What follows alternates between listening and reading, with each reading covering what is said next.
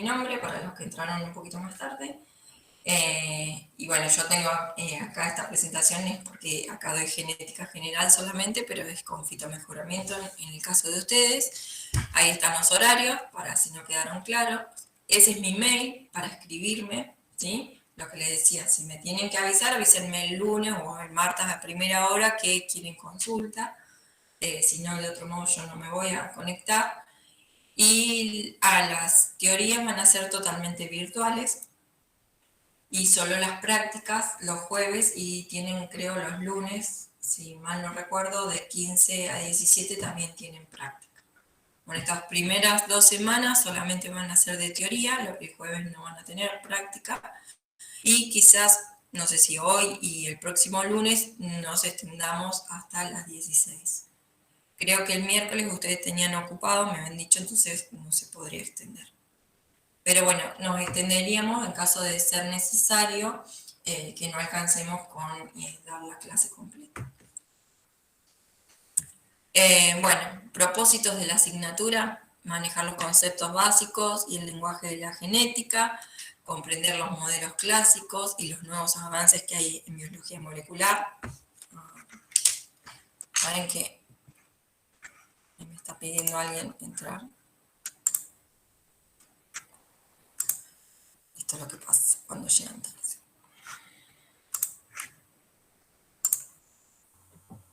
Profe, buen día. Sí, Si hago buen una día. consulta, ¿va a grabar las clases? En principio no, si las hacemos sincrónicas no. Únicamente en algún caso que por ahí no pueda, yo grabo la clase y se la subo, pero en principio no. ¿Listo? ¿Estaremos todos? Bueno, ahí vamos de vuelta.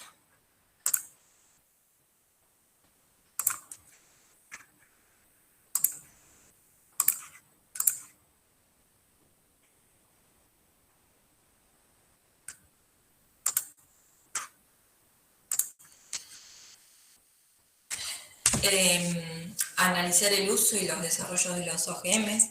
Algunos ya saben lo que es, alguien que es un OGM, ¿tienen idea? ¿Alguien que me sepa decir algo?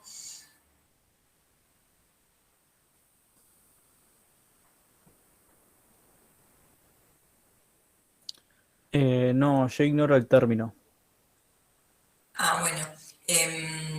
Un OGM es un organismo genéticamente modificado y o transgénico.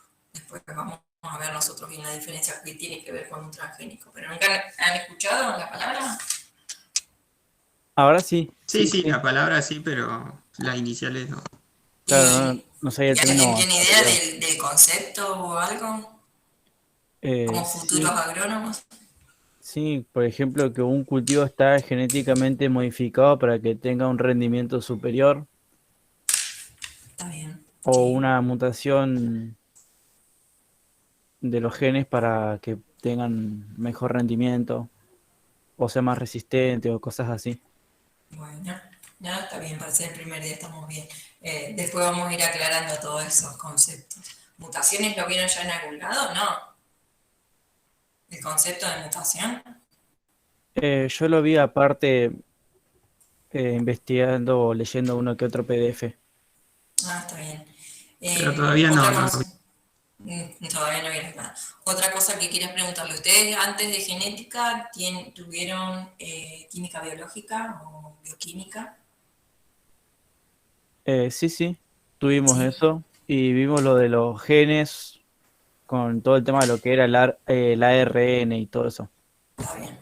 Bueno, entonces hoy va a ser una clase más de repaso de bioquímica que otra cosa. Bueno, entonces, en la actualidad, nuestro país es un principal productor de organismos genéticamente modificados, como es la soja, ¿sí?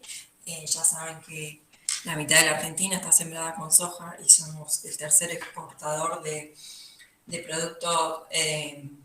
productos transgénicos.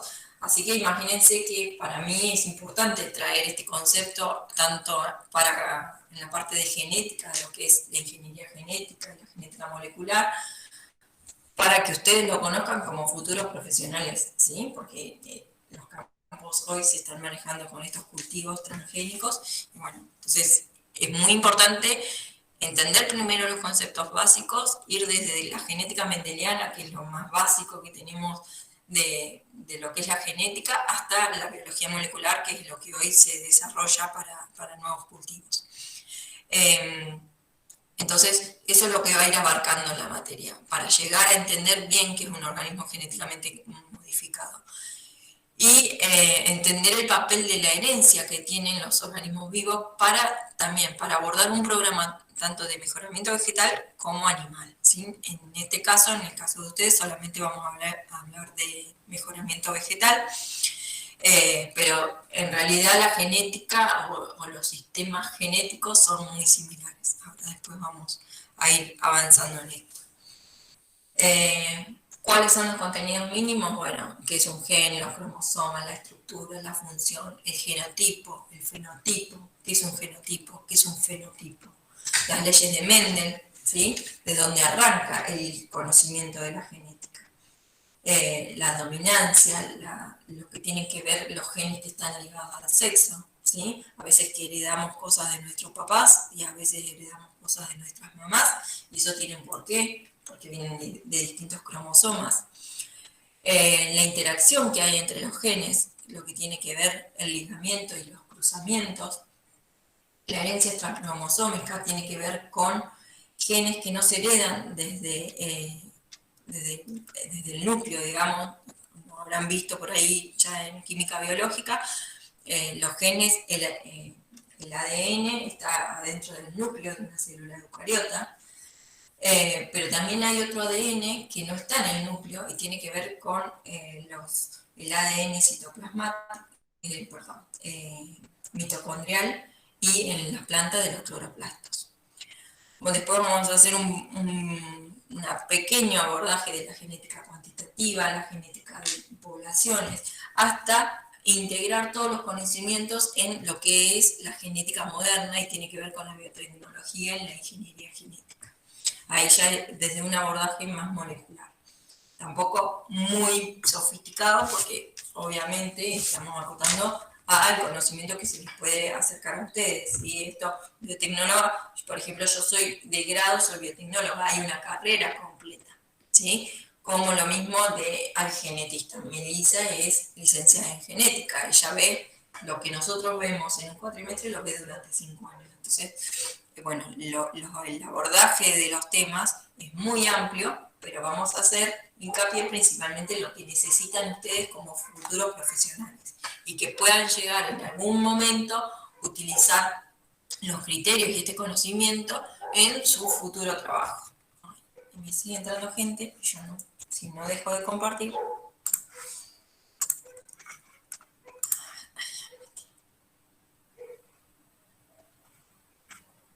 Bueno, vamos a hacer una cosa, ya si vamos estando todos, por favor, puntuales, ¿sí? Porque son 13 y 17 y si no tengo que estar dejando de compartir la pantalla para darle entrada a los que están llegando tarde, ¿sí? Así que tenemos ventaja con la virtualidad, pero tenemos algunas desventajas, al menos quiero puntualidad.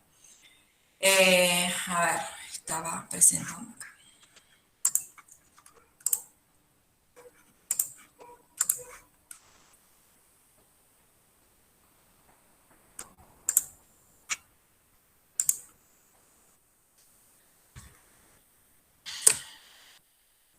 Bueno, básicamente estos temas se van a dividir en 5 unidades aproximadamente, ¿sí?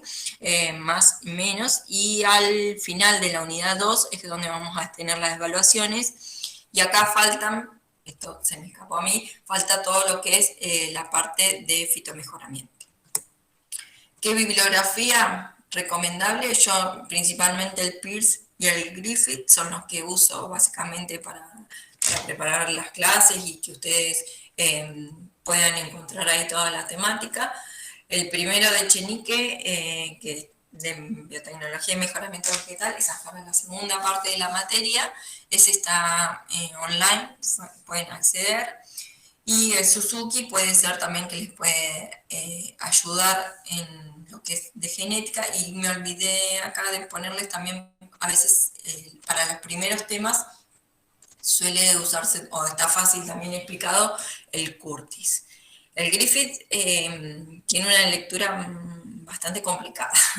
A veces les cuesta a los alumnos encontrarle la forma, ¿sí? Pero está muy detallado. El Peirce está bastante fácil de entender muchos temas. Así que cualquiera de los dos los recomiendo. No sé qué disponibilidad los tienen en las bibliotecas. Sé que están online, gratis, en algunos PDFs, algunos mejores y otros peores. Pero bueno, yo no me corresponde pasarle ningún link porque es todo ilegal, ¿sí? Sé que se pueden conseguir.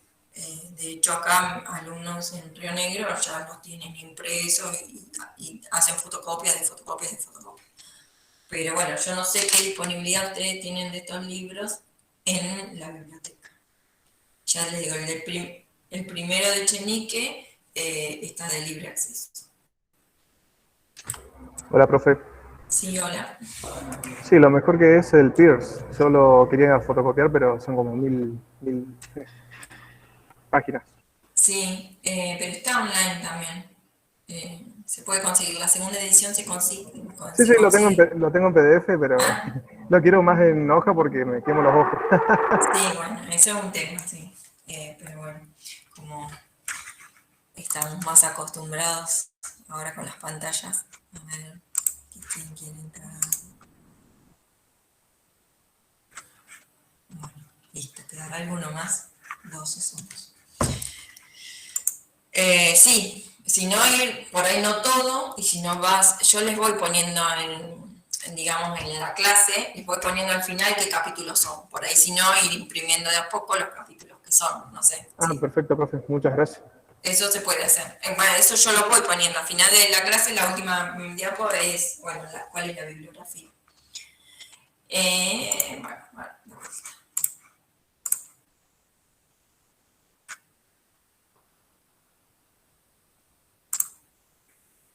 Bueno, ahora lo más importante, la evaluación. Son 12 exámenes parciales con sus respectivos recuperatorios y la nota de aprobación debe ser igual o mayor a 6. ¿Sí? No es que, bueno, se pueden rendir los dos parciales con el recuperatorio. Ya si desaprueban en las dos instancias, examen y recuperatorio, ya pierden la materia. Y la evaluación final es un examen oral involucrado todos los contenidos conceptuales. Ya en el examen final no se toman ejercicios, digamos, porque esos van a haber sido evaluados en los exámenes, pero sí el concepto de toda la materia. Ir como integrando todos los conocimientos. Los alumnos libres requieren una aprobación de 2 instancias, deben inscribirse un día antes del examen, deben rendir la parte práctica, un día o 2 días antes, para llegar a corregir. Y después, si aprueban la parte práctica, pasan a la instancia oral, que es con 4 puntos se aprueba. En el caso de mi participación, yo supongo que voy a estar solamente hasta las mesas de diciembre, ¿sí? Porque como mi participación en la materia es por este cuatrimestre nada más, es posible que ya en las mesas, en las primeras mesas del segundo cuatrimestre, y no sé ya si diciembre, si hay algún docente a cargo.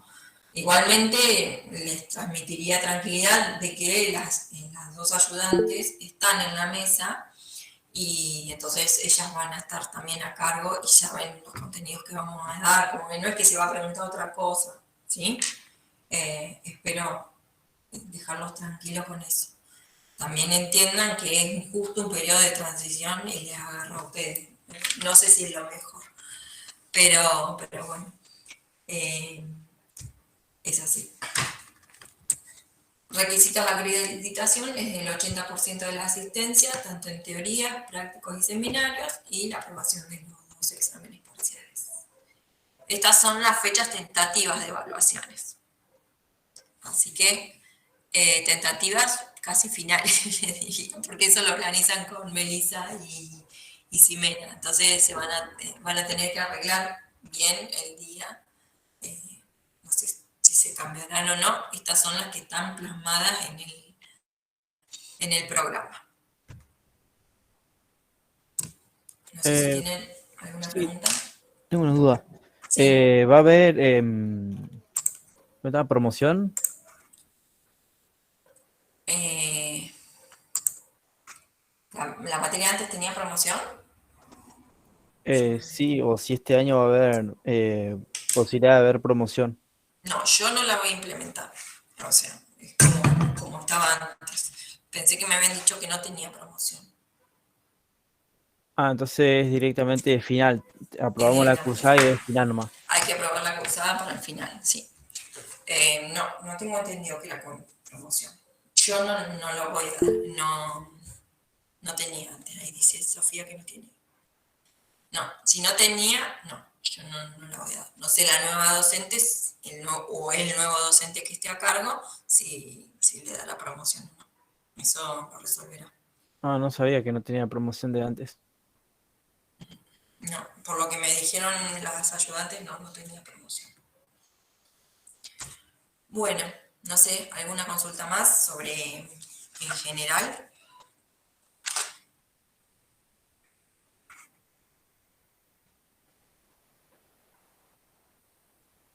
Bueno, si no hay más, yo no sé si va a seguir entrando gente porque me pidió alguien, pero no sé.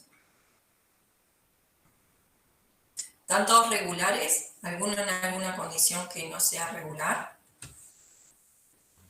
Disculpe, profe, falta una compañera, ella me avisó que iba a estar entrando más cerca de las 2:30.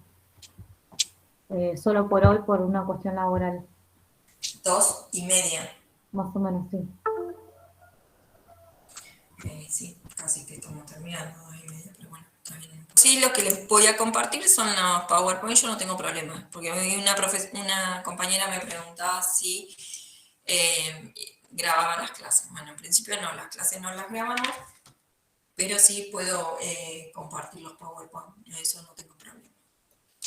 Bueno, hoy como les decía, vamos a empezar hablando un poco del material hereditario, los ácidos nucleicos, los cromosomas, cómo está organizado, la transcripción, la replicación, la transcripción, la traducción, todos conceptos que ustedes ya han visto un poco en química biológica. Entonces, un poco va a ser de repaso, no es tampoco en profundidad, pero sí los tenemos que abordar, ¿sí? Para tener en claro cómo es el funcionamiento de los genes, cómo se heredan, cómo se transmiten. Entonces, empezamos hablando de por qué es importante para una carrera como la de ustedes, algo ya les fui adelantando. Hoy la producción agrícola moderna está basada principalmente en la genética, ¿sí? Los mayores avances que se hacen sobre la semilla o sobre un cultivo en particular, tiene que ver con la genética que lleva, o sea, a qué llamamos genética, lo vamos a ver ahora en la próxima definición. Pero entonces, hoy la producción agrícola tiene una base muy, muy grande de conocimiento. Y no es solamente un conocimiento de cómo crece ese cultivo, sobre en qué condiciones, bajo qué características de suelo, ¿sí? Hay mucho que ver que tiene que ver con la biología, con la química, con la física y la matemática. O sea, integra hoy el conocimiento que hay sobre un cultivo, integra todo esto y todo está mínimamente relacionado. Entonces, en estas bases de la biología entran aspectos como la fisiología, ¿sí? Como en la física todo lo que tiene que ver con el clima, en la química tiene que ver también mucho, para que ustedes piensen, ¿para qué aprendemos química? Bueno, ya lo van a ir viendo o ya lo empezaron a ver, que la química del suelo es una de las cuestiones más importantes de lo que es un cultivo. Y todo lo que tiene que ver con las matemáticas, con las estadísticas, con todo lo que es finanzas, están todas relacionadas y todas tienen como objetivo común una mayor producción agrícola. Si bien han escuchado hoy lo que se habla mucho es del crecimiento exponencial de la población. Entonces, uno de los objetivos que tiene la agronomía, digamos, la agronomía moderna, es dar respuesta a todos esos problemas que van a venir asociados con el tema de alimentar a 9.000 millones de personas en el 2020, 2030, no, 2020 ya lo pasamos, en el 2030, ¿sí? Eso es lo que está estimado el crecimiento poblacional, que tiene que ser subsanado, digamos, o el abastecimiento de toda esa población en cuanto respecta a alimentos, hoy es como el objetivo de la producción agrícola moderna. Y llegar a esas barreras para alimentar al mundo, digamos, no solo se puede dar por el avance en el manejo de los cultivos. Tiene que ver, también está relacionado con qué tipo de semillas trabajamos o qué tecnología estamos usando. Y para avanzar en eso, básicamente se necesita de conocimiento de todas estas áreas y de forma integrada. Ya un ingeniero agrónomo no trabaja solo, no va al campo y mira un cultivo, no, trabaja con un fitopatólogo, trabaja con productos químicos que están diseñados por químicas específicas, o sea, compuestos químicos que me van a dar un mayor crecimiento o me van a controlar cierta plaga. Bueno, es como muy amplio, ¿sí? Y hoy se trabaja en conjunto. Y pensando en esto de las semillas, que les decía que lleva un montón de conocimiento asociado, no es como en los primeros tiempos que se cruzaba una planta con la otra y tenían la mejor semilla. Hoy hay mucha tecnología y mucho dinero invertido en la producción de semillas. Y eso hace que haya multinacionales como Monsanto que están a cargo y manejan como en forma monopólica estas semillas. Entonces te venden un paquete tecnológico que tenés que comprar el glifosato, que tenés que comprar la semilla, que tenés que comprar la urea. O sea, se maneja en muchos aspectos de forma conjunta para obtener mayores resultados. Y entonces esto que les decía, hoy la genética, la parte de la genética puede ayudar a encontrar muchas soluciones, ¿sí? Si bien trabajamos con un paquete tecnológico donde hay distintos puntos de vista de qué abordar, ¿sí? La genética de la semilla hoy es la base de la principal mejora que existe en los cultivos. Esto es lo que les decía. Bueno, se estima un crecimiento exponencial de la población y necesitamos más y más alimentos. La producción de alimentos también debe ser exponencial. Y no solamente eso se puede alcanzar aumentando las áreas de cultivo, porque eso sabemos que también afectan el cambio climático. Entonces, tenemos crecimiento de la población, demanda alta de... tengo que dejar de compartir para dejar...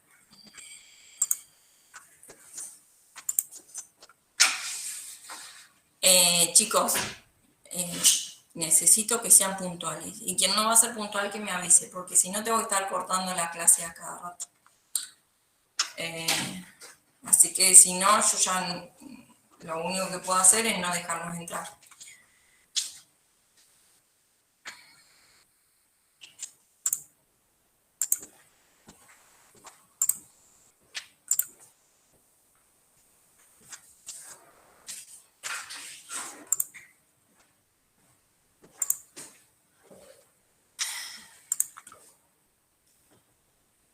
Bueno, entonces, hoy la respuesta a esta gran demanda de alimentos puede estar dada en la genética. Bueno, entonces, ¿qué es la genética?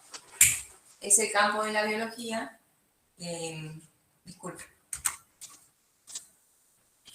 que busca comprender la información biológica que se transmite de generación en generación en los seres vivos.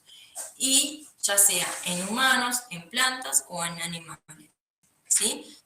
Se entiende por genética cómo se comporta la información biológica, cómo se hereda de padres a hijos y a las futuras generaciones, cómo esos caracteres, definamos como caracteres de esas características que son de importancia, cómo se van a ir transmitiendo de generación en generación.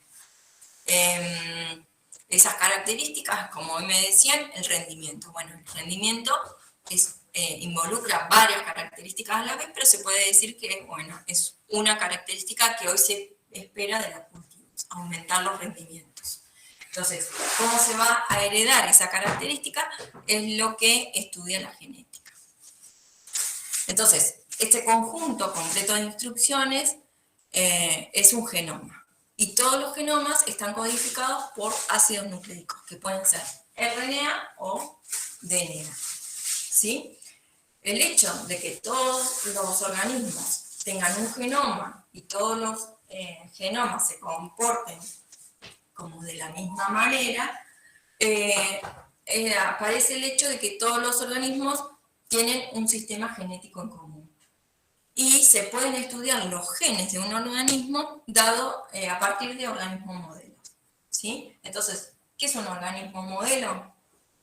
Bueno, si yo puedo, en vez de ponerme a estudiar a los seres humanos, tengo un organismo modelo que lo representa, ¿sí? Si yo estudio un organismo mucho más pequeño y menos complejo, voy a tener mucha información para saber qué respuesta puede pasar en los humanos si yo estudio cierto carácter. Bueno, eso es un organismo modelo.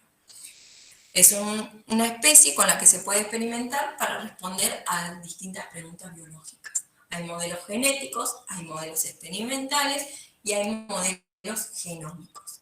¿Y por qué se usan eso? Lo que yo digo, bueno, si quiero estudiar una enfermedad que está codificada por un gen en los seres humanos, pero si esa enfermedad se va a manifestar siempre y cuando las condiciones ambientales sean, no sé, no quiero usar el término adecuado, porque para una enfermedad no hay una situación adecuada, pero para que se exprese ese gen se tienen que dar ciertas circunstancias ambientales. Bueno, eso es muy difícil de estudiar en los seres humanos porque son modelos complejos, porque hay mucha expresión de muchos genes a la vez, entonces se usan estos modelos, estos organismos modelos que me van a ayudar a estudiar la genética.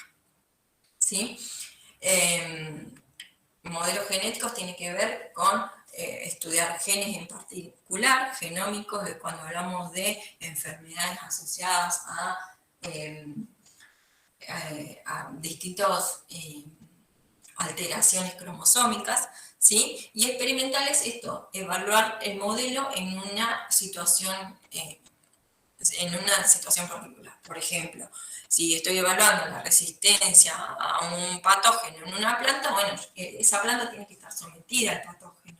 Esa es la condición externa que se tiene que dar. Si el patógeno no está, esa planta no va a manifestar si es resistente o es susceptible. Esos son los modelos las condiciones que yo les decía a las que tiene que estar expuesta el organismo para que se manifieste. Entonces, como definición de modelo, es un arquetipo o punto de referencia para imitarlo o reproducirlo. La información que yo pueda adquirir de un organismo modelo tiene que ser representativa de lo que pasa en el modelo o en el organismo que estoy evaluando como investigador o como lo que sea.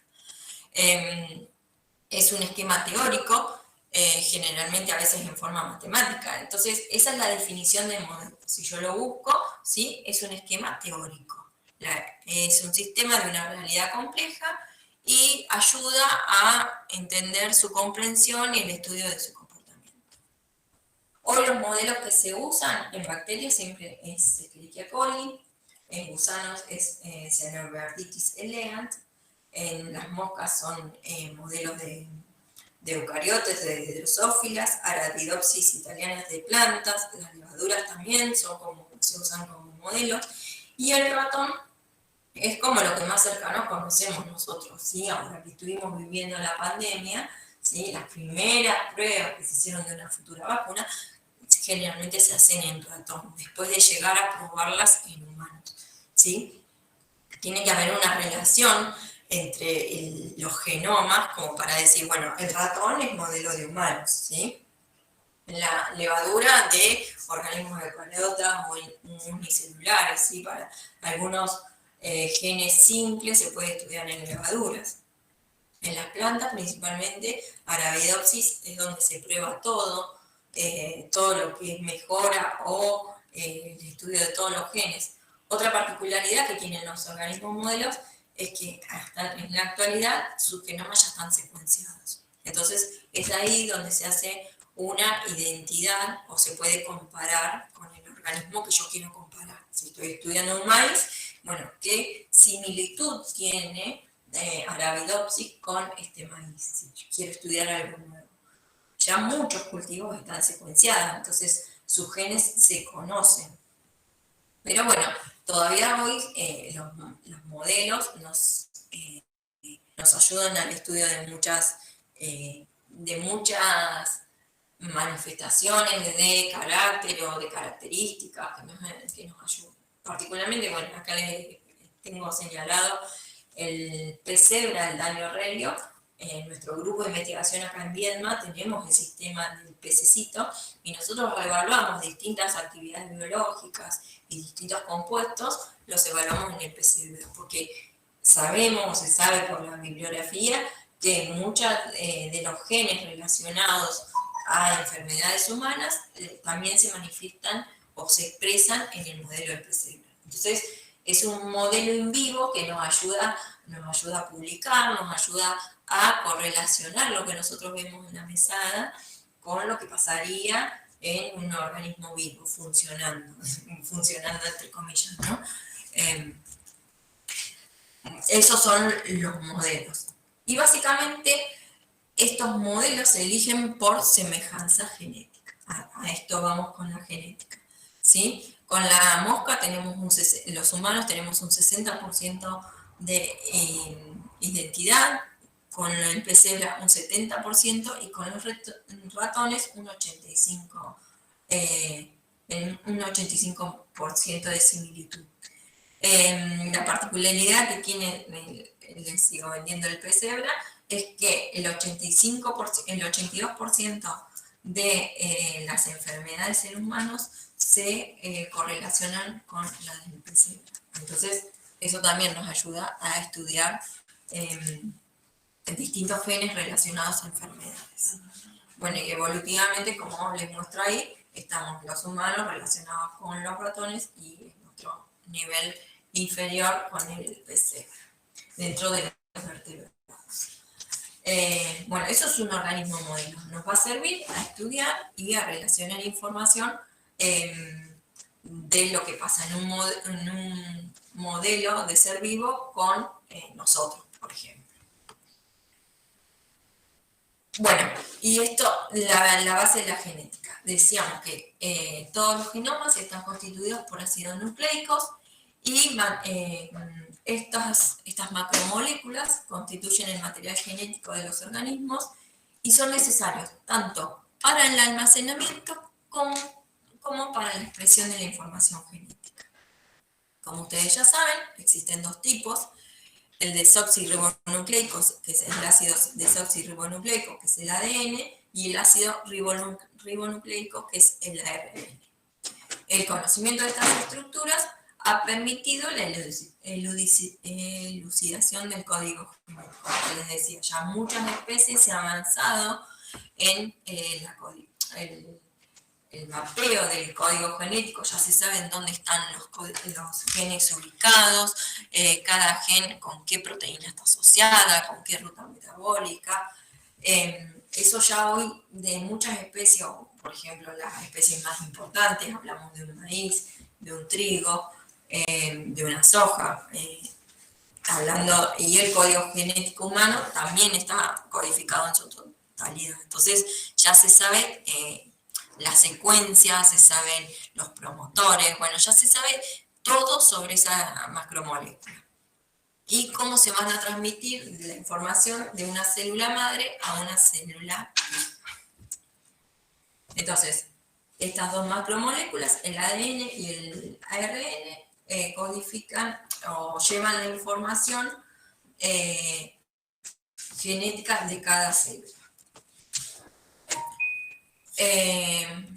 Bueno, los ácidos nucleicos son grandes macromoléculas y están compuestas por unidades llamadas nucleótidos. Básicamente, un nucleótido está formado por un azúcar, ¿sí? Que puede ser la desoxirribosa o la ribosa. Ahora vamos a ver bien la diferencia. Un grupo fosfato y una base nitrogenada. Esto es más a modo de repaso, ¿sí? La diferencia entre la ribosa, entre el ADN y el ARN está principalmente en el grupo oxidrilo del carbono 2. La ribosa tiene un grupo oxidrilo y la desoxirribosa es un hidrógeno. Esto parece tan simple, pero es lo que le da estabilidad, por eso el ADN es mucho más estable que el ARN, ¿sí? Porque ese grupo oxidrilo se le puede hacer un ataque nucleofílico y es mucho menos estable. Y otra gran diferencia que hay entre el ADN y el ARN es que es una de las bases, en el ADN es la timina y en el ARN es el uracilo. Esas son las dos grandes diferencias que hay entre el ADN y el ARN. Pero básicamente tienen esta estructura de nucleótido donde hay un grupo fosfato, un azúcar y una base nitrogenada. ¿Cuáles son las bases nitrogenadas? Se dividen en dos grandes grupos y esta diferencia tiene que ver con su estructura química. Las purinas, que son la adenina y la guanina, principalmente tienen dos grupos aromáticos y se diferencian en el grupo amino del carbono 6, y las primidinas solamente tienen un anillo aromático, que son la citosina y la timina para el ADN, y la citosina y el uracilo para el ARN. Bueno, como ya saben, estas los apareamientos no son al azar, sino adenina aparea con timina y guanina aparea con citosina. La gran diferencia que se da acá es que la adenina y la timina, para aparearse, forman dos puentes de hidrógeno, y la guanina y la citosina se acoplan a través de 3 puentes de hidrógeno. Por eso se dice que en una cadena rica en guaninas y citosinas es mucho más estable, ¿sí? Porque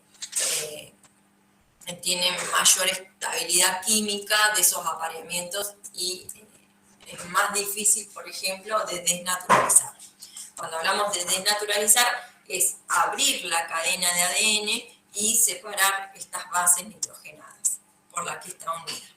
Pero bueno, nos estamos adelantando un poquito. Básicamente estas son las estructuras químicas de las cosas.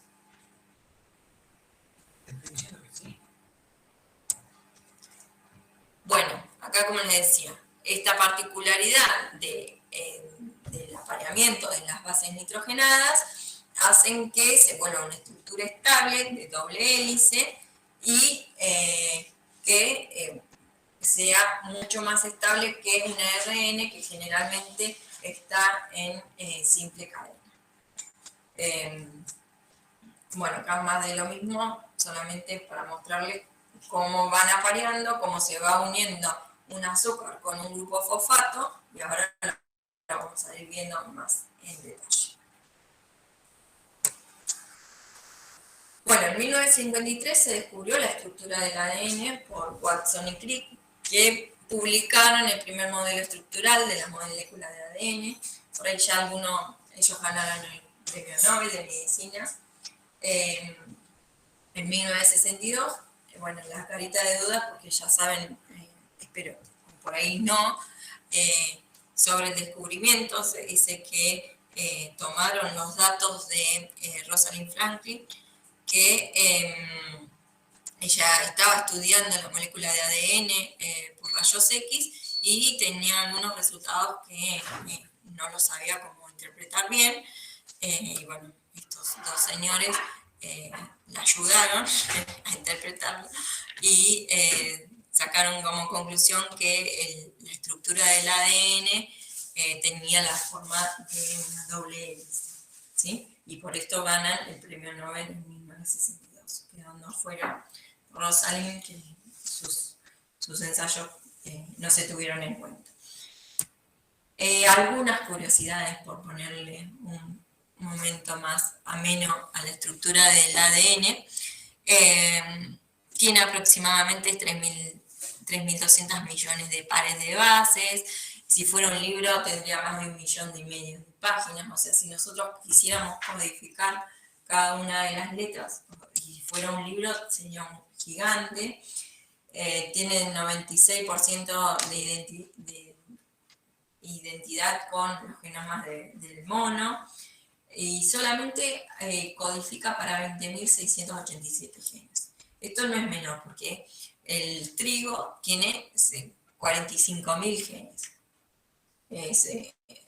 Se codifica. Y fíjense la complejidad de un ser humano con la del trigo, y sin embargo, no quiere decir, lo que quiero decir es, no la cantidad de genes no determina la complejidad del individuo. Eso es lo que tiene que quedar claro. Y de ese gran tamaño que tiene el ADN, solo el 2% son los genes. Lo demás son regiones no codificantes. No menos importantes. Muchas de esas regiones están relacionadas con lo que son los promotores, las secuencias de regulación de expresión de los genes. Otros hoy son utilizados como marcadores moleculares porque son regiones bastante estables, y muchas están relacionadas con procesos evolutivos, ¿sí? Toda esa información que parece que está de gusto, ¿sí? Tiene que ver más con un proceso evolutivo del control de la expresión de los genes, de la regulación en ciertas condiciones. Entonces, no el tamaño representa la complejidad, pero tampoco esas secuencias que no codifican para ningún gen no significa que estén de más.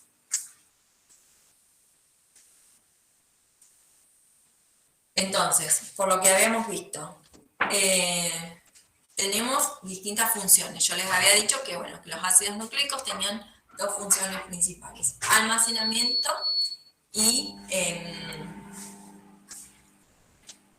almacenamiento de la información y no me sale ahora. Bueno, ya me va a salir. Empecemos por el almacenamiento de la información. Si pensamos en una planta, ¿sí? Nosotros nos pensamos en las hojas, en todo lo que es el tejido, y dentro de ese tejido están las células. Bueno, dentro de las células hay diferentes organelas, moléculas, átomos, y el ADN, ¿dónde está? Bueno, ¿dónde está? Está en el núcleo de las células, ¿sí? A diferencia de las células procariotas, las células eucariotas tienen una membrana nuclear que separa el citoplasma del núcleo celular, ¿sí? De dónde está el ADN. Entonces, ese ADN es el genoma de esa célula.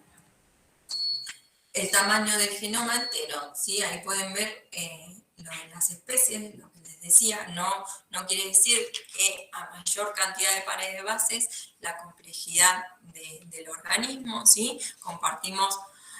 Tenemos menos pares de bases que los anfibios o que algunas plantas. Fíjense, los lirios, ¿sí? Tienen casi 10 a la 11, mientras nuestras células tienen 10 a la 9, es el tamaño de nuestro genoma. Y así es como se pueden comparar el tamaño de los genomas. ¿Cómo se organiza la información del ADN? Bueno, esto es lo que les decía. Dentro de un organismo, como puede ser una planta, en cada tejido están las células y están en el núcleo. Bueno, el ADN no está como en una bacteria, que ustedes saben que las bacterias tienen ADN circular, de pocas pares de bases. Bueno, nosotros estamos hablando de 10 a la 9 pares de bases, millones de pares de bases. Entonces, ¿cómo se organizan esas secuencias de ADN? Bueno, están organizadas en cromosomas, ¿sí? Los cromosomas, en el caso de los seres humanos, ¿cuántos cromosomas tenemos? ¿Alguien me sabe decir?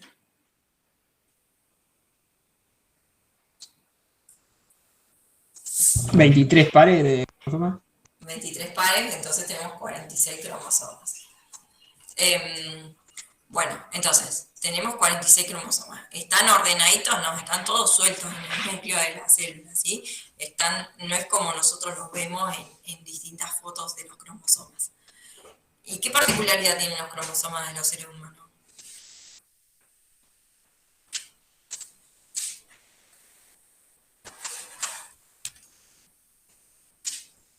Nadie me sabe decir.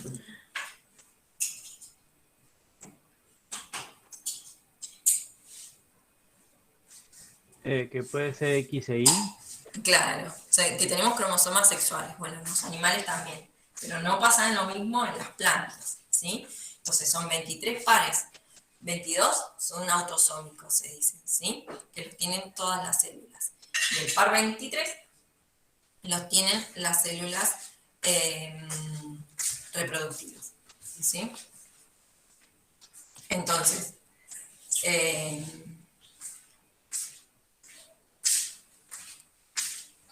la particularidad que tenemos es que las hembras o las mujeres, en el caso de los seres humanos, tenemos 2 cromosomas X y en los hombres o en los machos, en los animales, el cromosoma es XY, ¿sí?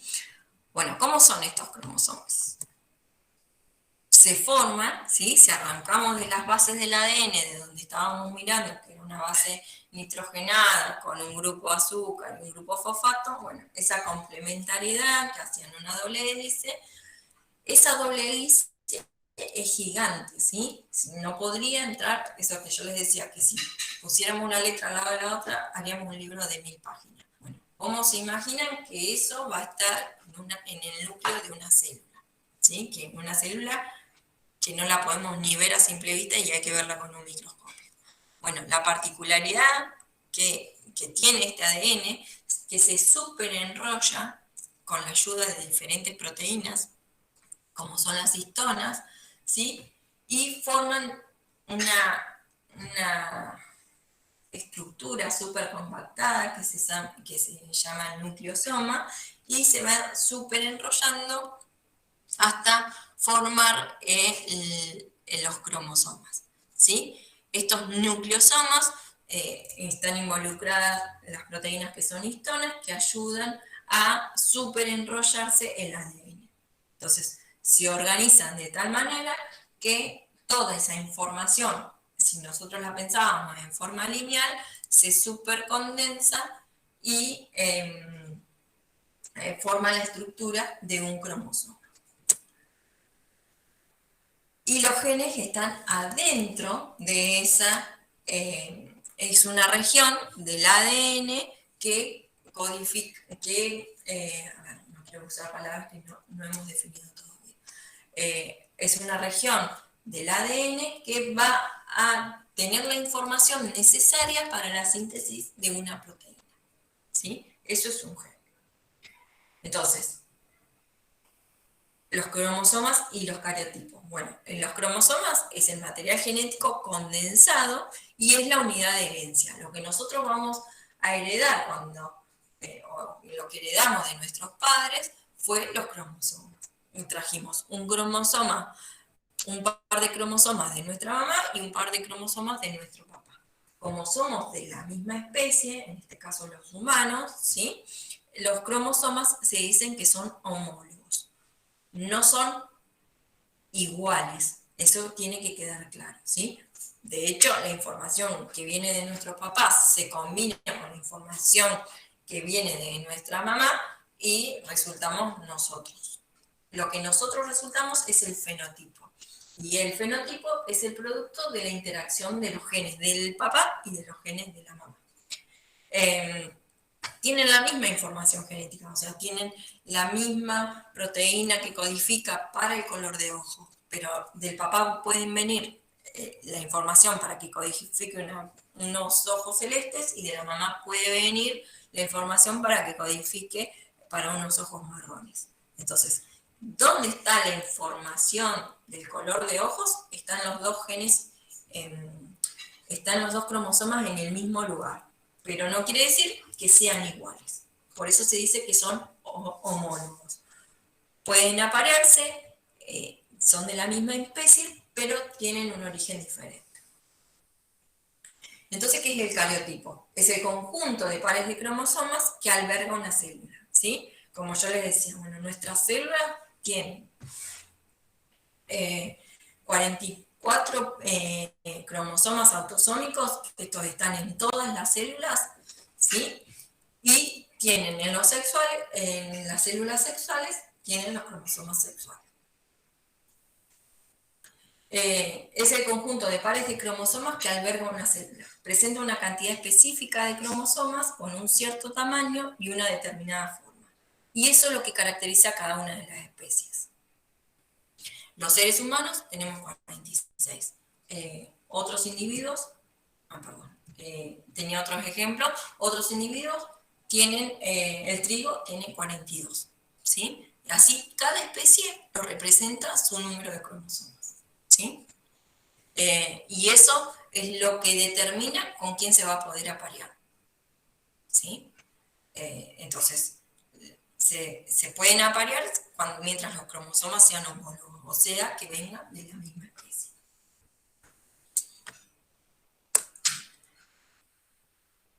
Básicamente, ¿cuál es la estructura de un cromosoma? Bueno, tiene un cromosoma. Ustedes lo van a ver que siempre lo vemos como está en la imagen de la derecha, a ver si lo puedo señalar. Ustedes ven ahí que estoy señalando. Siempre lo vemos con esta estructura.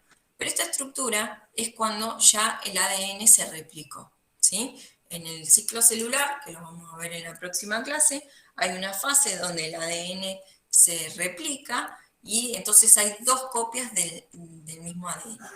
Eso cuando ocurre en una etapa X, que no la quiero nombrar ahora, en una etapa determinada en el ciclo celular. Pero generalmente los cromosomas están como se ve acá a la izquierda. Entonces, esto es un cromosoma y esto también es un cromosoma. ¿Qué pasa? Este ya sufrió una replicación y tiene dos cromátidas hermanas. Las cromátidas hermanas traen idéntica información. ¿Cómo se define? ¿Qué otras partes tiene un cromosoma? Bueno, tienen los telómeros, ¿sí? Que estas son secuencias repetidas o esta parte de esta información que yo les decía que no se codifica, pero son importantes los telómeros en los cromosomas porque le dan estabilidad. Lo que hace que sea una estructura estable y se mantenga ese plegado en todo lo que es cuando ocurre la mitosis o cuando ocurre la meiosis.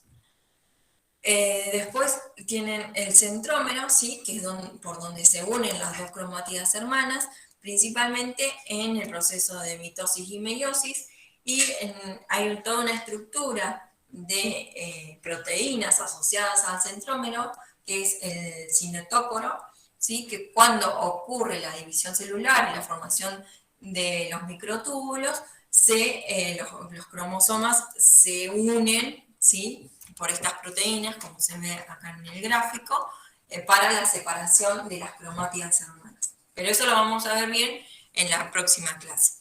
Pero básicamente esa es la estructura de un cromosoma. Y que quede claro es eso. Bueno, generalmente están en una estructura simple, es un cromosoma y tiene una cromátida. Cuando se duplica el ADN o se replica en el ciclo celular, tiene dos cromátidas hermanas unidas por el centrómero. Es esta estrangulación que se le hace a la estructura.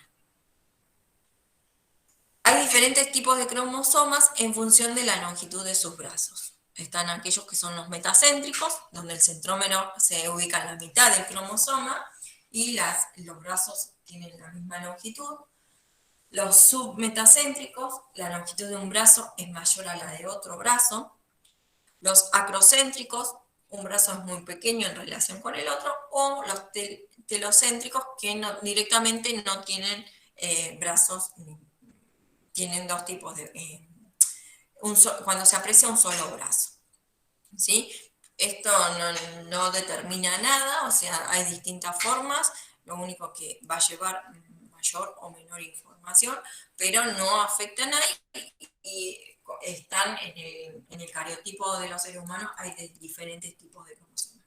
Y lo único que se diferencian es esto, entre la longitud de los brazos. Esto es lo que les decía. Me tendría que haber quedado antes esta presentación. Un cariotipo bovino tiene 30 pares de cromosomas, ¿sí? Con los cromosomas sexuales. El porcino tiene 18. El trigo, lo que les decía, tiene 42. Lo único que tiene... ¿por qué 42? Porque tiene 7 tipos, pero 7 tipos de cromosomas, pero no es diploide. Eso es lo que me faltó por ahí aclararles. La particularidad de los cromosomas, porque los organismos generalmente son diploides, como es el caso de los animales y los seres humanos, pero en las plantas puede pasar que no hay solamente 2 copias de los cromosomas. Nosotros decíamos, tenemos 23 pares. 23 pares quiere decir que hay 2 copias de cada uno de los cromosomas. Bueno, las plantas, por ejemplo, son hexaploides, ¿sí? Pero tienen 7 cromosomas. Entonces, hexaploide quiere decir que tiene 6 veces el mismo cromosoma. No sé si se entiende. Si alguien no entiende, me dice. O sea, tiene 7 cromosomas distintos, pero a su vez esos cromosomas tienen 6 copias cada uno. Y eso es un hexaploide. Bueno, y en el caso del maíz, tiene 12 tipos de cromosomas.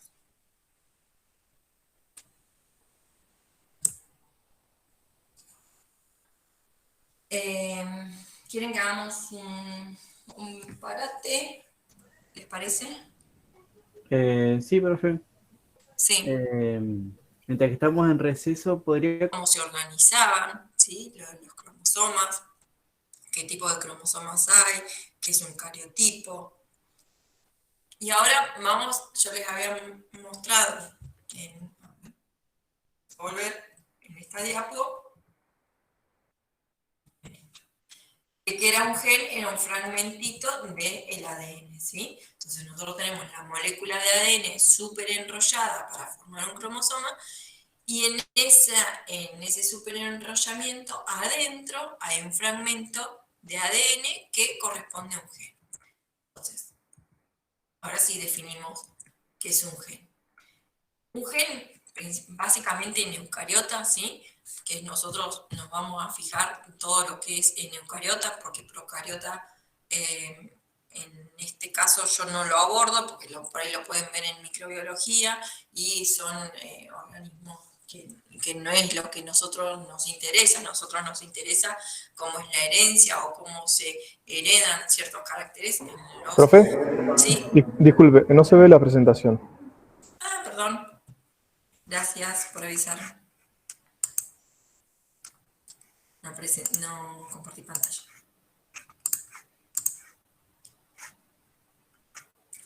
Ahora sí. Ahí está, muchas gracias. Gracias por avisar. Bueno, entonces, ¿qué es un gen? Un gen es una serie de nucleótidos que almacenan la información necesaria para sintetizar una proteína que va a tener un rol. Eso es lo que yo en un momento les empecé a tirar como ejemplo. Bueno, todos tenemos el gen para el color de ojos, son azules o son marrones.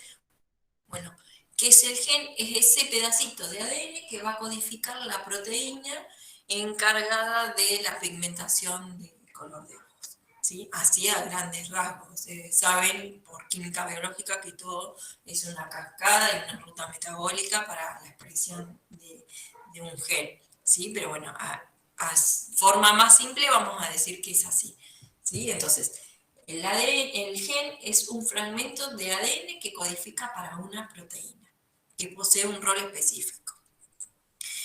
Y al menos, el ADN tiene al menos una copia de ese gen, ¿sí? Entonces, si nosotros tenemos un cromosoma que viene de nuestra mamá y un cromosoma que viene de nuestro papá, ¿sí? Los 2 cromosomas traen la información de esa proteína, cada cual con sus variantes, ¿sí? No son idénticos. Y vamos a ver a lo largo de la materia por qué a veces se expresa una cosa y a veces se expresa otra. A veces se expresa, no siempre se expresa como una combinación de los dos genes, ¿sí? A veces se expresa uno más que el otro. ¿Cuántas veces hemos visto, o nosotros propiamente, no sé si yo acá como no lo veo bien, no puedo decir, ¿hay alguno de ojos claros en el grupo?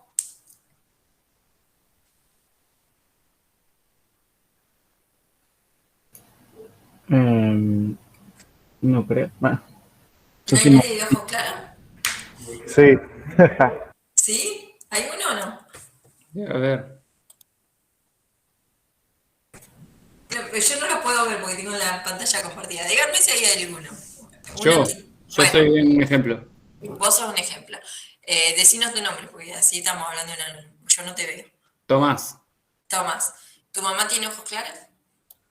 sí, ¿Tu papá? mi papá no. ¿Tu papá no? ¿Tiene ojos marrones? Sí, Bueno, vos saliste como tu mamá, ¿sí?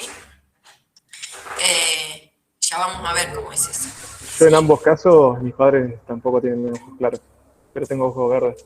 ¿Y vos tenés ojos verdes? Sí, Bueno, no quiere decir nada, ¿eh? No, puede ser, puede ocurrir. Hay algunas cosas que sí son más directas, pero que él tenga ojos verdes puede ser porque esa información está como oculta en sus papás y se manifestó en él, ¿sí? Y eso puede ser posible, porque por ahí tus abuelos tenían algunos ojos verdes, o tus tíos, sí, mis abuelos eran de ojos claros, digamos, y bueno, ojos celestes. ¿sí? Entonces trae esa información de los abuelos que después en sus papás fue enmascarada, ¿sí? Porque no se manifestó en los ojos claros, pero se manifestó en, ¿cómo es tu nombre? Bueno, no importa, el nombre del compañero, en el compañero, ¿sí? Entonces, esa información viene en los distintos cromosomas, bueno, tanto del papá o como de los abuelos o de la mamá, por la abuela, ¿sí? La información está, a veces no se manifiesta, como no se manifestó en sus papás, porque estaba el alelo de ojos marrones que se expresó sobre los ojos verdes. Sin embargo, en la siguiente generación se manifiestan los colores verdes. ¿Sí? Bueno, eso ya lo vamos a ir viendo cómo es que ocurre. Pero entonces, siempre tenemos en un cromosoma al menos la información para la copia de un gen. ¿Qué particularidad tienen los genes eucariotas? Bueno, en los genes eucariotas, la particularidad que hay es que hay muchas zonas de regulación. Y volvemos a lo mismo. Cuando yo les decía que el ADN de los seres humanos solamente se codificaba el 2% de los genes, sí que tenía muchas zonas regulatorias. Bueno, estas son las zonas que son muy importantes en lo que es la expresión y la codificación de los genes, porque todas estas zonas regulan en cuándo o no, sí, cuándo se van a expresar, en qué cantidad se van a expresar, cuántas veces se va a transcribir ese producto de gen, cuántas veces se va a codificar. Bueno, todas esas cuestiones están dadas por estas zonas regulatorias. Por ejemplo, tiene en la región, comenzando del extremo 5' a 3', ¿sí? Tiene una zona de upstream enhancer, o sea, me va a favorecer la transcripción de ese gen, ¿sí? ¿Cuántas veces lo voy a poder transcribir, se va a transcribir ese gen para que se exprese en mayor o en menor medida? Tenemos una zona promotora, ¿sí? Que es necesaria para el anclaje de las enzimas que están encargadas en la transcripción. Hay una zona data box. Bueno, son todas zonas de pares de bases, qué sé yo, hablamos, un promotor tiene de 20 a 40 pares de base. La data box también son 20 a 50 pares de base. Bueno, todas esas zonas que son no codificantes, es todo como ese ADN basura, entre comillas, porque no es basura, porque tienen una función reguladora, pero sí que no se van a expresar en ningún gen. Y otra particularidad que tienen los genes eucariotas, que dentro del gen hay zonas no codificantes. ¿Y esas zonas no codificantes cómo se llaman? ¿Saben?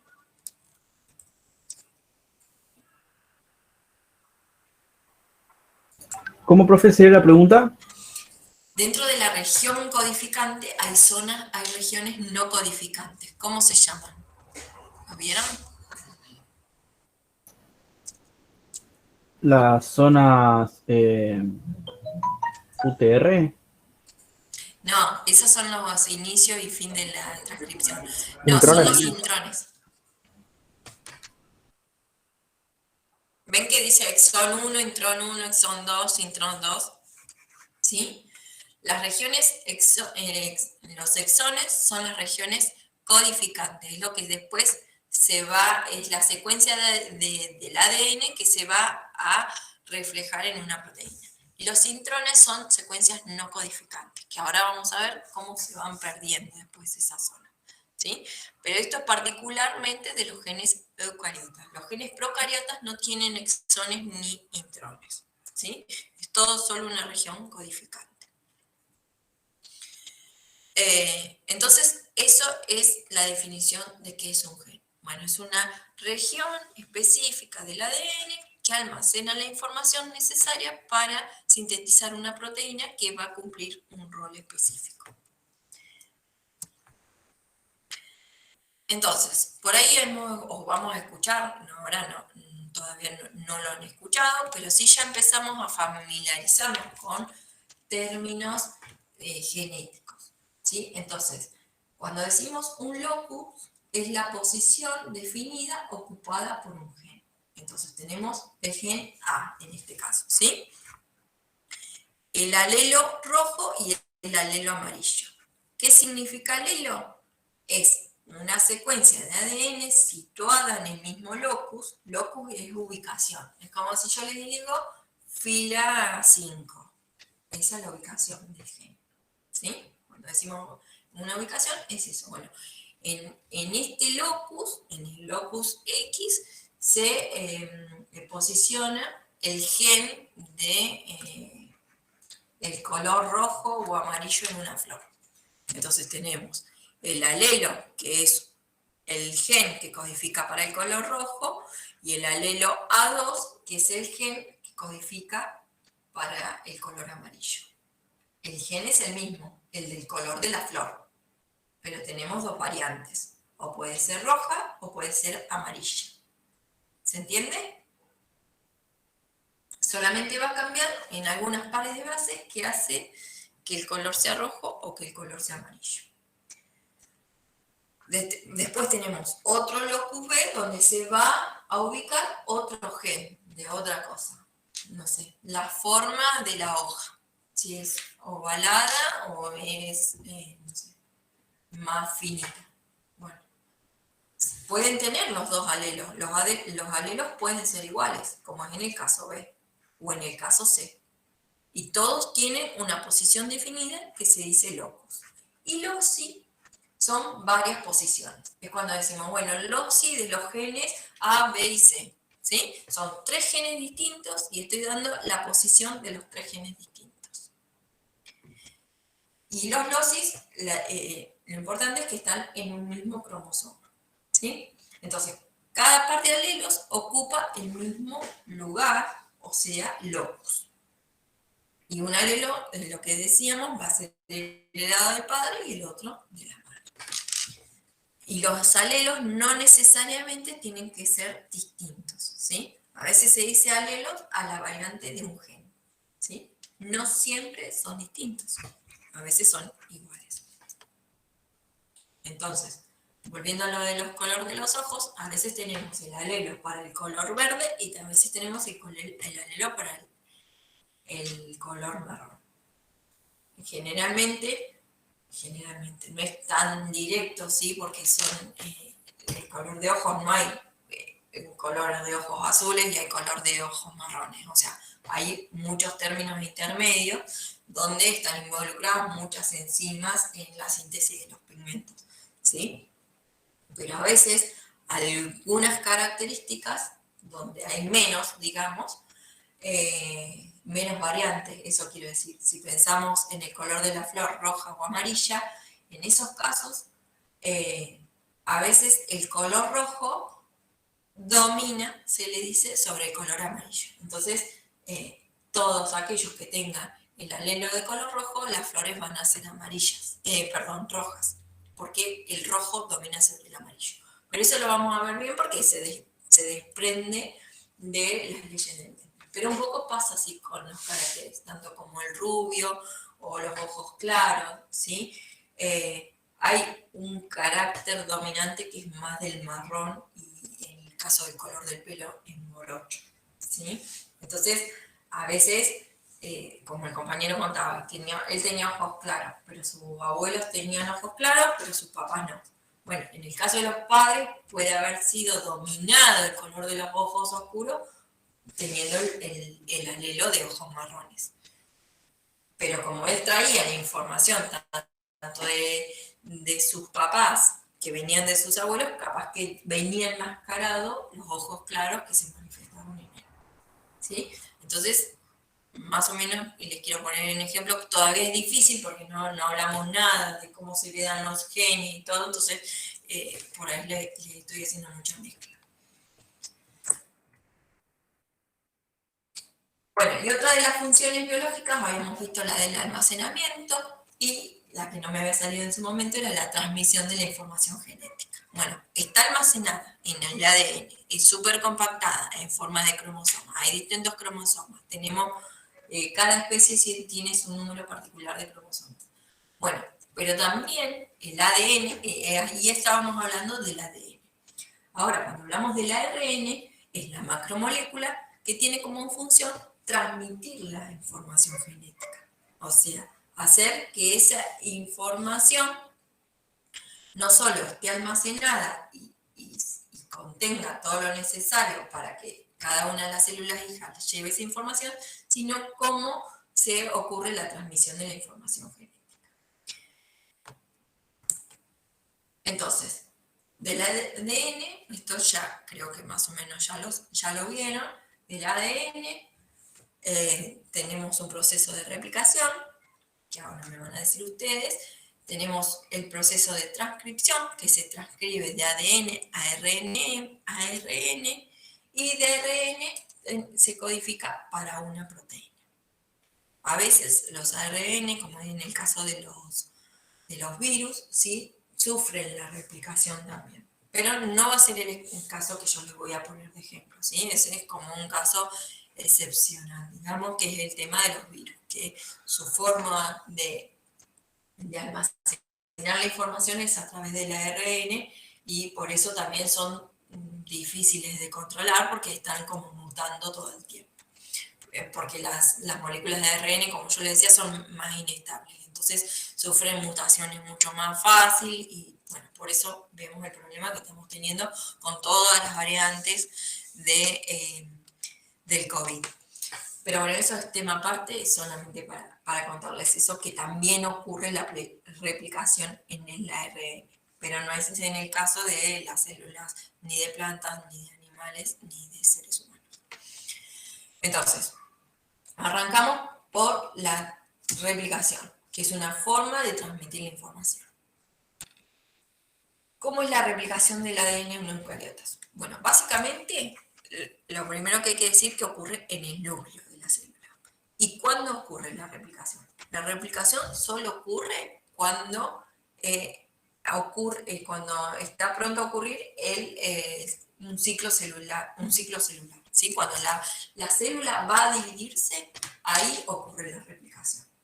Eso es algo importante, porque a veces se hace la confusión con que primero está la replicación, porque por ahí los docentes cometimos el error de darlo en este orden. Entonces, explicamos la replicación, después explicamos la transcripción, y parece que la replicación es previo a la transcripción. No, son cosas separadas. La replicación ocurre, estamos hablando de cómo transmitir la información genética a una célula hija. Entonces, ese episodio esto solamente ocurre cuando la célula va a dividirse, ¿sí? Entonces, eso, dentro de un ciclo celular hay una etapa de síntesis que es donde ocurre la replicación del ADN. La replicación del ADN es un proceso semiconservativo, ¿sí? Primero se pensó que había dos células hijas y que solamente se copiaba completa la macromolécula y teníamos dos macromoléculas independientes. Después se llegó a la conclusión que era semiconservativa, cada una de las hebras generaba una doble hélice complementaria, ¿sí? Entonces las dos macromoléculas generadas a partir de la replicación de una macromolécula de ADN llevaba una copia de la hebra original. Entonces es una replicación semiconservativa. También se determinó que a diferencia de los procariotas, en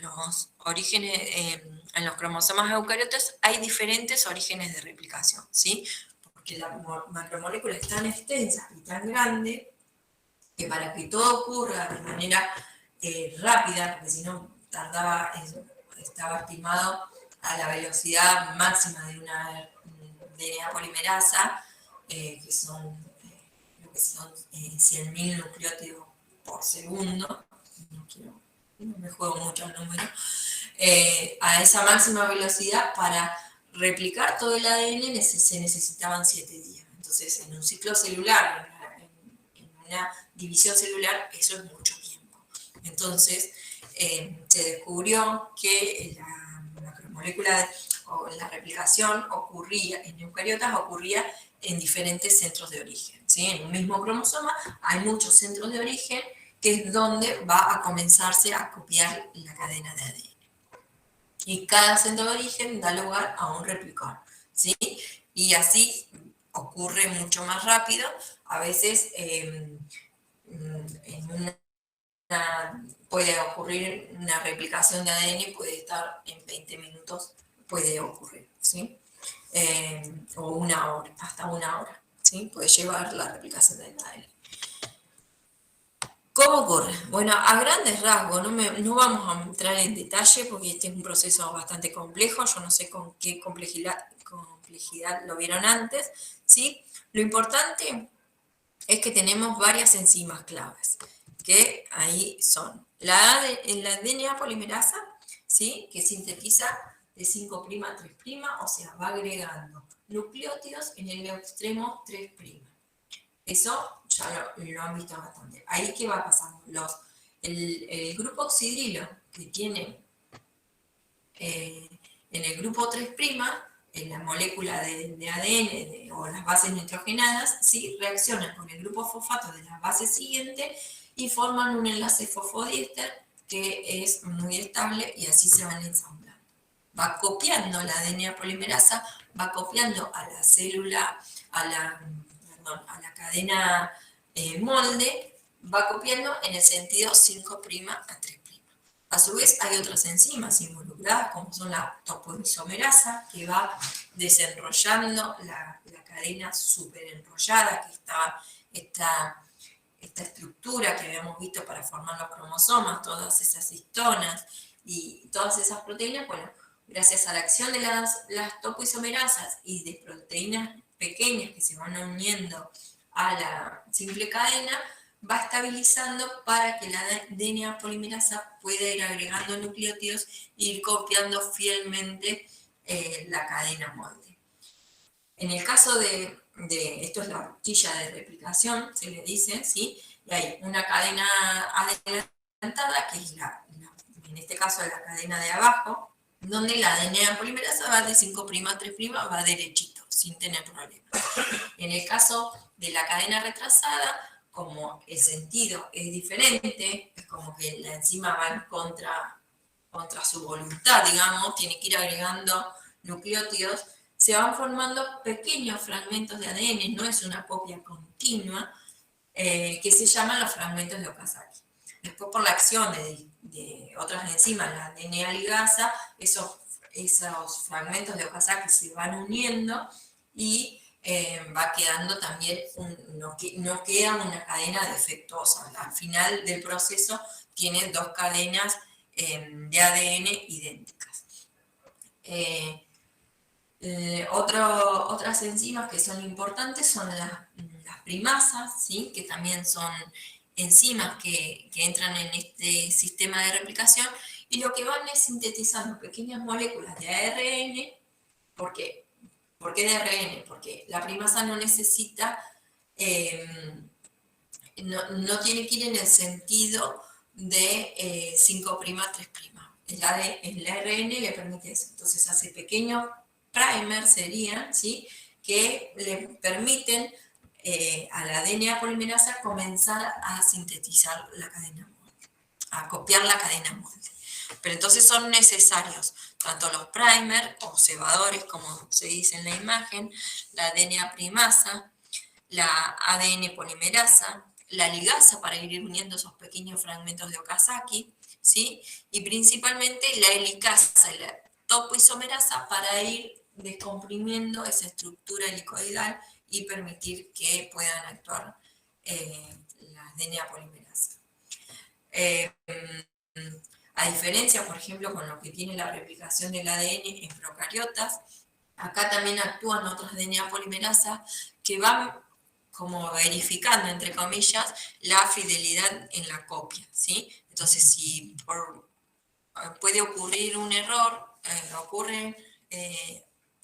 está estimado un error de 1.000 millones de pares de base, un error cada 1.000 millones de pares de base. O sea, es re fiel el sistema de replicación del ADN y también eso hace que no haya, digamos, en cada reproducción celular o cada ciclo celular la fidelidad de las células y que no haya errores en la replicación.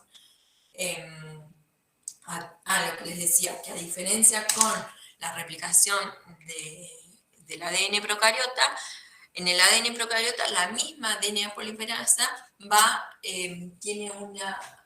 tiene acción de helicasa que va cortando y reparando el ADN o si se confunde en una par de base, ahí nomás corta y lo vuelve a sintetizar. En cambio, en las eucariotas hay otro grupo de enzimas que van verificando la fidelidad en la copia.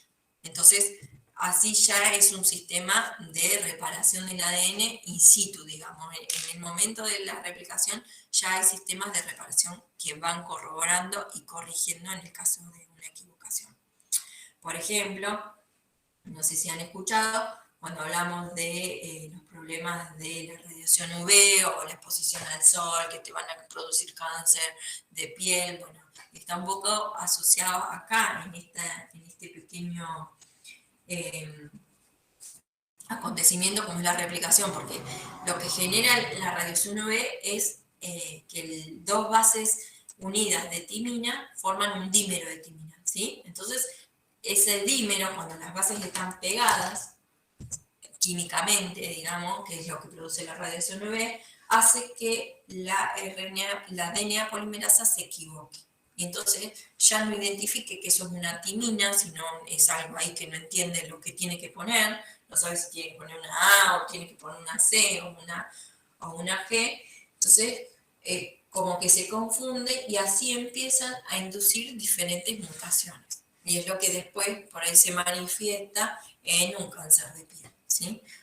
Ya lo vamos a ver la clase que viene, ¿sí? Cuando hablamos de cáncer ligado a la genética, tiene que ver con estos problemas en la fidelidad de la copia del ADN y cuántas mutaciones pueden aparecer y cómo se van a desencadenar. Pero bueno, un poco así a muy grandes rasgos, decirle que eso, bueno, la radiación UV lo que me afecta directamente es las bases nitrogenadas del ADN. Cualquier problema en las bases nitrogenadas me va a afectar en la replicación y en la fidelidad que va a tener esa copia de ADN en las células hijas.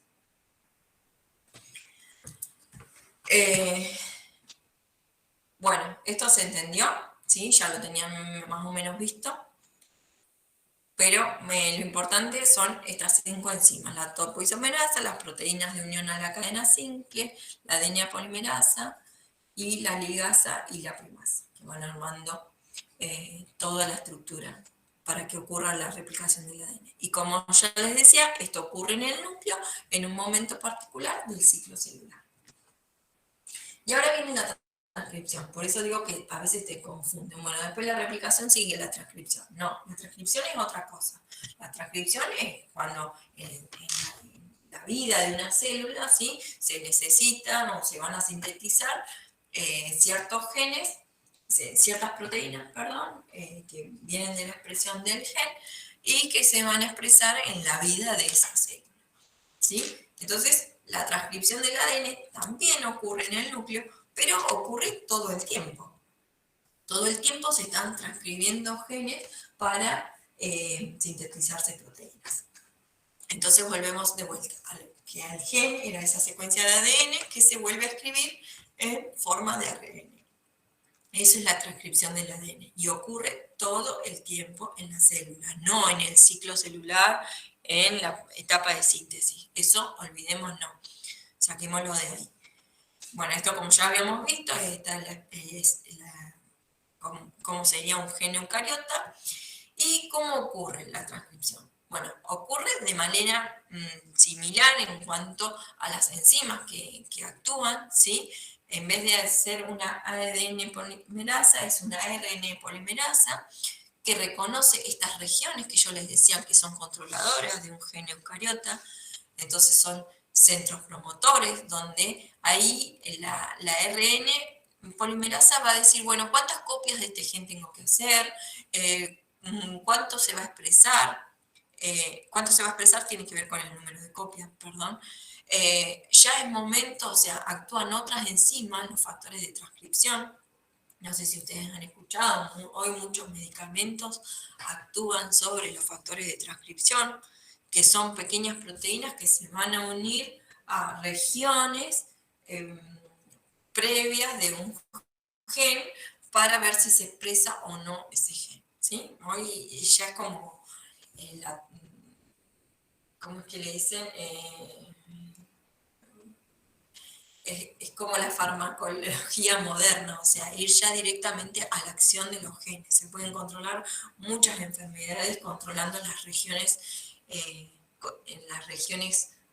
controladoras, me sale, de los genes. También, bueno, en estos puntos se une la RNA polimerasa, también hay una helicasa, ¿sí?, que abre la cadena de ARN para que pueda actuar la RNA polimerasa. A diferencia de la replicación, solamente se genera una copia del ARN y generalmente se hace sobre la cadena ligera que habíamos dicho anterior, ¿sí?, donde la RNA polimerasa, como también transcribe de 5' a 3', lo hace sobre la cadena ligera. Entonces va de 5' a 3', va polimerizando. Y así es como va elongando. ¿Con la ayuda de quién? De helicasas y topoisomerasas que van abriendo esa cadena de ADN y las pequeñas proteínas que también se unen a la cadena simple para darle mayor estabilidad. Entonces, se transcribe un RNA premaduro mensajero. Ahora vamos, ¿por qué hago esta aclaración? Porque existen 3 RNA polimerasa. La RNA polimerasa 1, que codifica para los RNA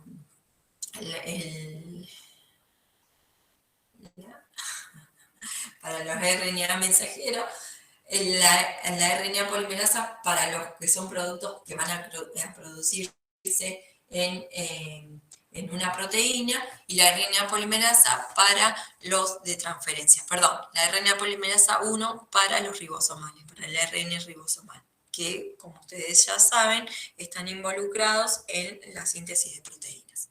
Entonces, la RNA polimerasa sintetiza RNA... ay, se me fue de vuelta. Ay, se me fue. ARN transcripción, ¿será? No, la RNA polimerasa 3 hacen los de transcripción. Se me olvidó. Ah, el que es como el que se va pegando y va Sí, tirando los ácidos de ribonucleicos. ribosomal. El de RNA ribosomal. Ahí está, ese.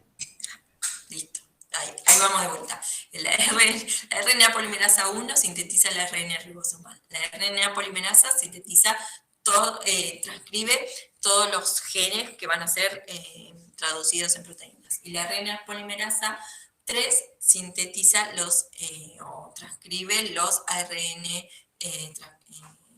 de transferencia. Ahí está. ¿Quedó claro? Bueno, se escucha. Bueno, entonces tenemos esos tres tipos de RNA polimerasa.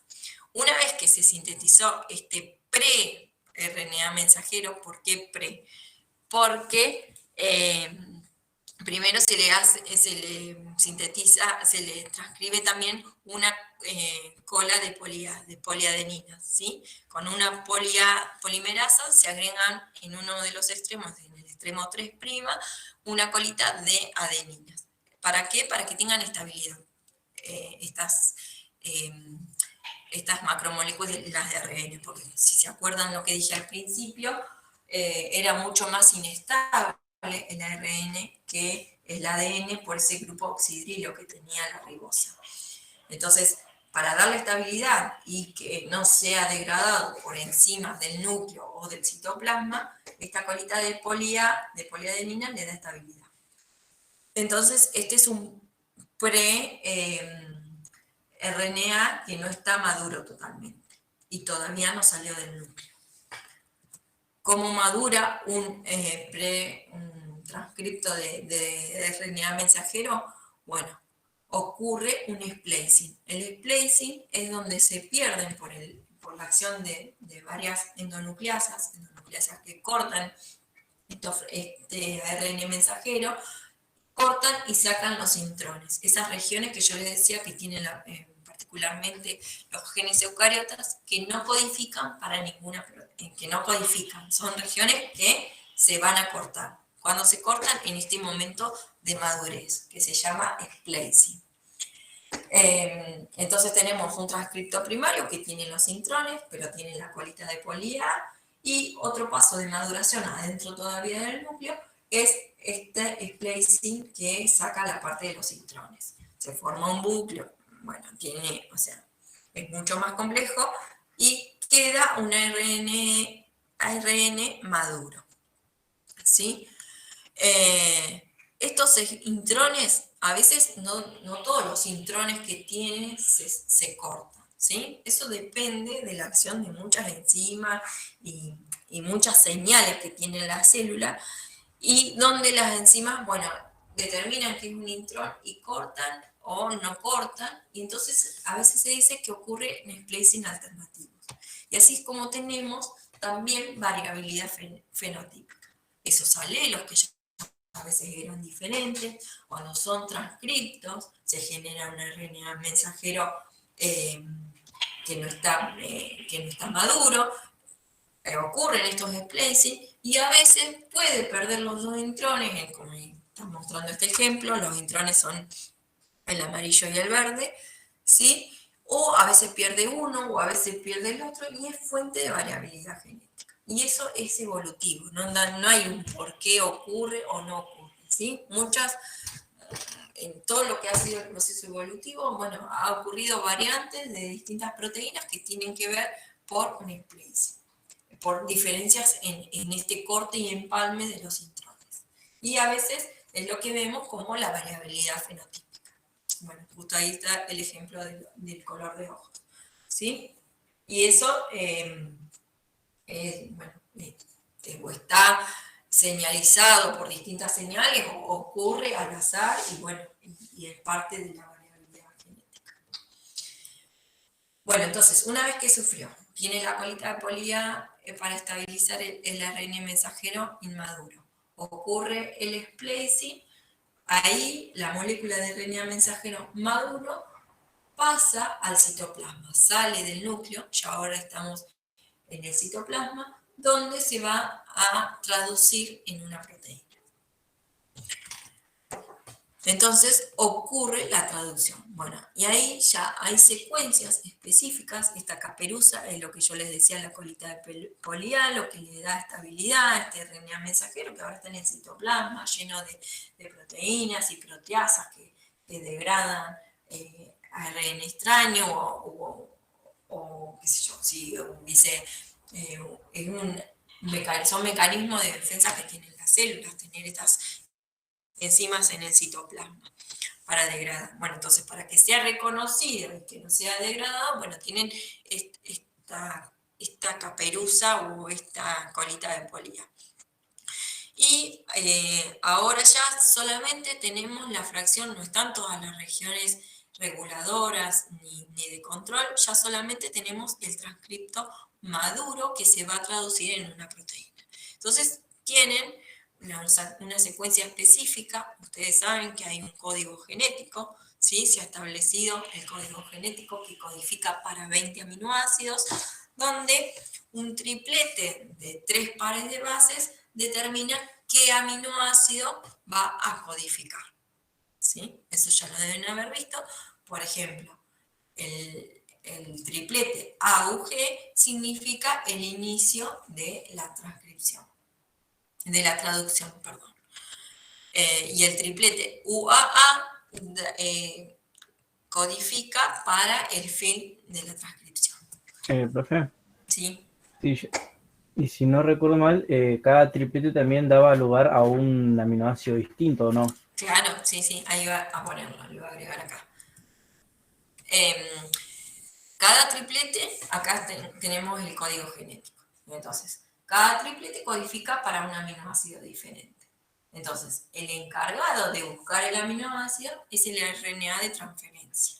Cada RNA de transferencia está asociado a un aminoácido y lleva el anticodón. ¿Sí? Entonces, si tenemos un ARN mensajero con la secuencia AUG, ¿sí? Que codifica, el anticodón va a ser UAC y codifica para el aminoácido de metionina. ¿Sí? Siempre cada proteína arranca con un aminoácido de proteína. Y eso está gracias al RNA de transferencia. ¿Sí? Que tiene, eso está todo en el citoplasma de la célula, están los distintos RNA de transferencia ahí en el medio con los aminoácidos. Y así va leyendo toda la cadena hasta encontrar un UA, que es el de fin de la transcripción. Bueno, eso se acuerdan que también, ¿qué más decir acá? Que cada triplete la tercera base puede variar, ¿sí? Y hace que sea un aminoácido diferente. Acá están los tripletes de stop, UAA, UAG, UGA, UGG. Esos son los de stop. Entonces, cuando el RNA de transferencia se encuentra con un cordón de stop, ya no agrega más aminoácidos y ahí se cortó la cadena polipeptídica. Y esa cadena polipeptídica después viene todo el tema del plegamiento, las distintas estructuras que tienen las proteínas, las estructuras primarias, secundarias, terciarias. Ya ahí, como no era de genética, yo no avancé más, pero después esas proteínas siempre van a tener una función en la célula o de una función de receptores o una función hormonal, una protección, de transporte, la rubisco, de enzimas, de almacenaje, o sea, tienen un montón de funciones y eso va a depender de la secuencia, de cómo se pliegan, qué estructura van a tener, y bueno, y en qué órganos están, o sea, es todo mucho más complejo. Nosotros llegamos hasta esto, bueno, después de la transcripción ocurre la traducción y ese es el producto que nosotros vamos a evaluar fenotípicamente cuando hablamos de un carácter que se va a expresar o no en la siguiente generación. Bueno, esto es lo que les decía. Hasta acá llegamos. La bibliografía, capítulo 1, 2 y 8 de Griffith. Hay algo en el Curtis, en el capítulo 7, bastante básico. Y el Pierce es el 1, el 2, el 3, el 14 y el 15. A ver. ¿Qué quiero? Yo quiero que les queden los conceptos, dónde ocurre cada cosa, cómo ocurre, para qué ocurre, en qué momento celular ocurre. O sea, el detalle, sí, las enzimas involucradas, pero no, por ahí los libros también detallan muchas cosas que yo ni se las dije porque no tiene sentido.